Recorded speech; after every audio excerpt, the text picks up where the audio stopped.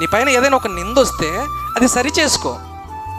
అదే అబద్ధమైతే నవ్వి ఊరుకో, వదిలిపెట్టాయి అన్నాడు. నాకు చాలా కనెక్ట్ అయింది ఆ మాట. అవును కదా. ఇప్పుడు ఫర్ సపోజ్ నేను యథార్థంగా జీవిస్తున్నానమ్మా, నా పైన ఏదైనా ఎవడైనా ఒక తప్పుడు ప్రచారం చేశాడు, తప్పుగా అన్నాడు, అది నా చెవులకి వినపచ్చింది. నాకు దేవునికి తెలుసు ఆ తప్పు చేశానా లేదా అని. నీకు నిరూపించుకోవాల్సిన అవసరం నాకు లేదు.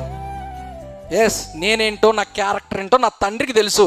లక్ష అనుకుంటాడు, అనుకొని రోడ్డున కుక్కలు మురుగుతున్నాయి. ప్రతి కుక్కను నేను కొట్టలేను, ప్రతి కుక్కను నేను అరచలేను, ప్రతి కుక్కను నేను తోలలేను.